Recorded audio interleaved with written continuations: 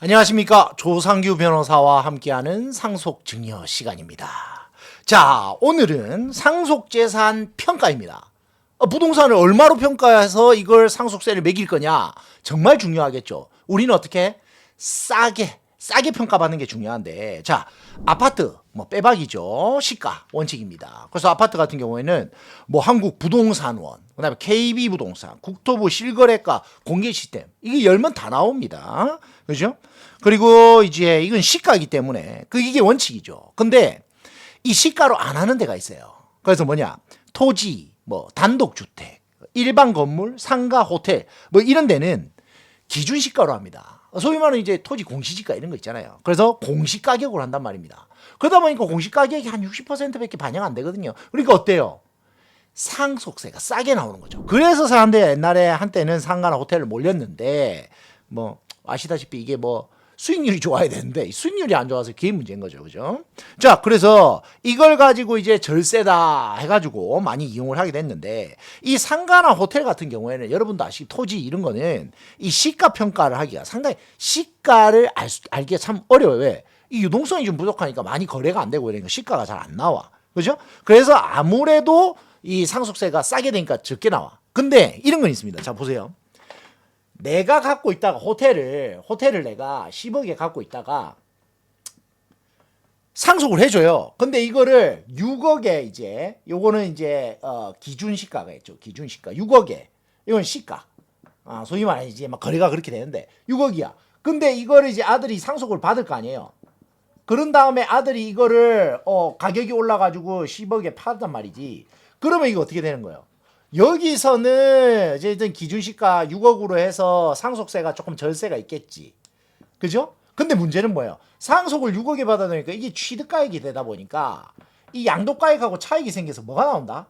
여기서 양도세가 또 세게 나올 수 있어요. 그래서 이 상속세하고 플러스 양도세를 둘 다 고민을 해서 이거를 절세 방안을 계획을 해야 되는데, 이거를 생각 안 하고 그냥 당장 내가 상속만 싸게 하겠다라고 하면 나중에 양도세가 많이 나와버리는 경우가 있어요. 그래서 절대 양도세 체크를 같이 하셔야 됩니다. 그죠? 자, 그리고 이제 감정평가라는 게 있습니다. 이게 무슨 말이냐? 야, 이거 공시 가격으로 하니까 이거 너무 싸. 그래서 상속세를 너무 많이 면탈해 먹는 놈들이 많아. 이러다 보니까 국세청에서 고가의 주택, 비주거용 부동산, 나대지, 꼬마 빌딩, 이 꼬마 빌딩이 제일 문제고요. 꼬마 빌딩, 부동산 과다 보유법인이 소유한 이제 부동산 이런 것들은 감정 평가를 때려가지고 거의 시가에 가까운 금액으로 감정하겠다는 게 이제 이 과세관청의 입장이거든요. 그러다 보니까 이제 시가, 기준시가, 감정평가 이렇게 한 세 가지 기준으로 보시면 됩니다. 자, 그래서 그럼 시가는 어떻게 확인을 하느냐? 똑같은 물건이라는 게 세상에 없잖아요. 그러다 보니까 이 평가기간에서 전후 6개월, 상속 전 6개월, 후 6개월. 근데 증여는 그러니까 증여 전 6개월, 증여 후 3개월 차이가 있습니다. 6개월, 6개월, 6개월, 3개월. 그죠? 평가기간을 하고 평가기준일 전 2년, 그리고 평가기간 경과 후에 법정 그 결정 시한 있잖아요. 까지의 유사매매 사례가 있으면 유사매매 사례에 따른다라고 하고 있거든요. 근데 이게 유사매매 사례가 뭡니까? 이거예요. 그래서 이제 이런 거지. 같은 아파트에, 같은 동에, 같은 사이즈인데 사이즈가 또 똑같은 게 있을 수 없으니까 뭐 예를 들면 한 5% 면적의 한 5% 차이 나는 유사한 물건 하나가 있어요. 근데 그게 한 2년 전에 팔렸던 6개월 전후에 팔렸던 매매, 감정, 수용, 경매, 공매 등으로 시가 확인되는 게 있으면 그에 맞춘다. 그래서 다른 호수의 매매, 유사한 그 물건의 매매에 맞춘다. 이게 유사 매매 사례거든요. 그래서 이 금액에 맞추게 되면은 당장 이 금액을 몰라도 이 시가를 정확하게 평가할 수 없어도 요게 맞춰서 시가를 본다라는 거예요. 과세관청 입장에서는 세금을 많이 걷어야 되니까 유사 사례가 어떻게 보면 금액이 높게 나와 있는 거 그런 게 있겠죠. 그래서 이거는 이제 홈택스에 가시면은 상속증여재산 평가하기 시스템이 있습니다. 상속증여재산 평가하기 시스템에 가면은 이 평가된 금액들 유사 사례까지 다 확인하실 수 있고요. 자, 이제 문제는 이제 꼬마 빌딩인데 이게 무슨 난리가 났었냐면요. 이게 2020년도에 비주거용 부동산 감정평가 사업을 한다고 했어요. 그러니까 아까 뭐라 그랬어? 감정평가 대상 중에 이 비주거용 부동산 그 다음에 꼬마 빌딩이 들어간다 그랬잖아요. 너무 가격을 공시 가격으로 하다 보니까 이게 시세보다도 훨씬 못한 한 60% 정도밖에 세금을 안 내는 거예요. 그러니까 이게 과세관청이 시세 반영률이 떨어지니까 이게 열받았을 거 아니에요. 그래서 이 물건들은 다 감정을 해버리겠다. 감정을 해가지고 나온 금액으로 평가의 현실성을 기하겠다라고 한 거예요. 그래가지고 이제 2024년도 말, 작년 말부터는 초고가 아파트, 이제 호화주택 같은 고가주택, 단독주택, 상가, 겸용주택까지도 다 이게 다 안에다 넣어버린 거예요. 그래서 요거 시가하고 좀 감정평가를 하면 이 지금 공시가격보다 훨씬 많이 나올 수밖에 없는 건데라고 하면 그냥 임의로 딱 선정해가지고 그냥 감정평가를 때려버리는 거죠. 근데 감정평가를 누가 하느냐? 구세청에서 하는 거야. 그러다 보니까 이게 뭐죠? 깜깜이가 돼버린 거예요. 감정평가에 뭐 기준도 없고 제3자, 독립적인 제3자 아니면 독립된 객관적인 기관에서 해주면 상관이 없는데 이러다 보니까 법원에서 철퇴를 내려버린 거예요. 어떻게? 납세자를 자의적인 기준에 따라서 다르게 취급했다 해서 재산권을 침해했다 이래가지고 이 납세자들 편을 들어준 사례들이 쏟아져 나온 겁니다. 그래서 이런 경우에 이제 꼬마 빌딩 같은 경우에 감정평가가 이루어지면 여러분들 꼭 한번 다투어 보시기를 한번 추천을 드리는 거죠. 자, 그 다음 또 있습니다. 자, 분양권이 있습니다. 분양권. 자, 분양권은 사망일까지 피상속인이 납부한 금액에다가 프리미엄을 붙입니다. 자, 분양권, 프리미엄이 없는 뭐 분양권이 있을 수도 있는데, 자, 프리미엄을 붙입니다. 그러면 납입한 금액 플러스 프리미엄. 이게 이제, 평가 금액이 되는 거죠. 이 상속 재산을 평가하는 금액. 그 다음에 재개발, 재건축, 입주권입니다. 입주권은 한 가지가 더 붙습니다. 조합원 권리가액이 하나 더 붙고, 납입 금액 플러스 프리미엄이 되는 겁니다. 자, 그 다음에 예금 적금이 있습니다. 예금 적금은 그대로 되는 거 아니에요? 예금 적금도 조금, 이 조정이 있습니다. 왜? 예금 총액에다가 미수이자가 있습니다. 아유, 쪼잔하게 이자까지. 그죠? 거기다가 원천 징수세 뺍니다. 쪼잔하게.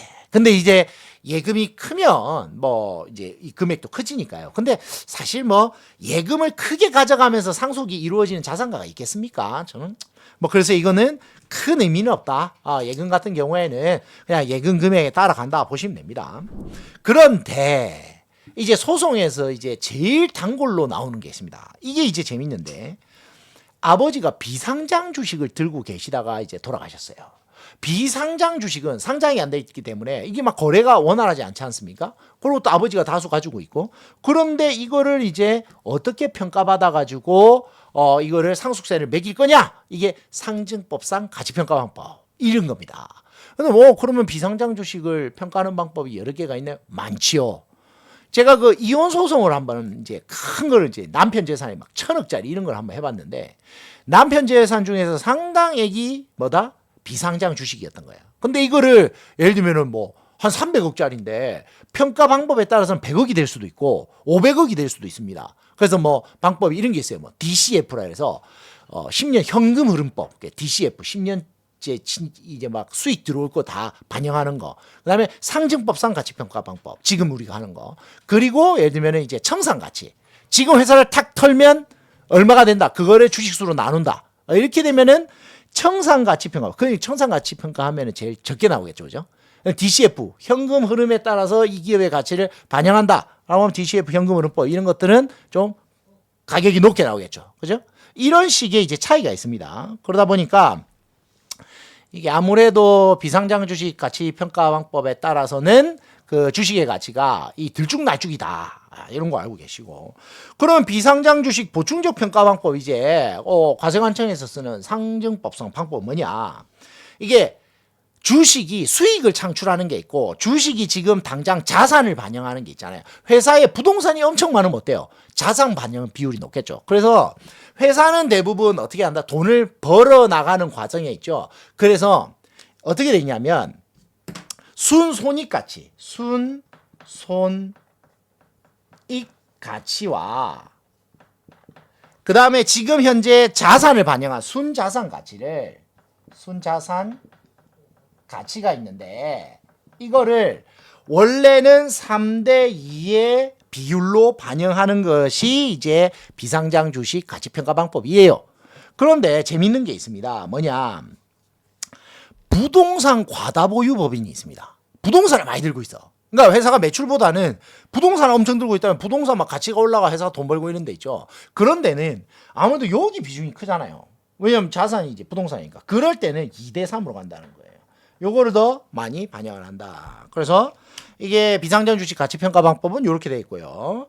그런데 다만 순자산 가치의 80%도 반영을 못하면 80% 반영하는 걸로 쳐버리겠다라는 겁니다. 그래서 이 전체 가액이 순자산 가치, 그 회사 순자산 가치의 80%를 미달하는 경우에는 순자산 가치의 80%, 80%로 반영한 금액을 비상장 주식 가치평가 금액으로 한다라는 겁니다. 자, 여기까지가 이제 상속재산 평가에 대한 이야기고요. 그 다음 이제 상속재산 분할에 따른 증여에 대한 증여세 뭐 이런 부분들에 대해서 한번 살펴보겠습니다. 감사합니다.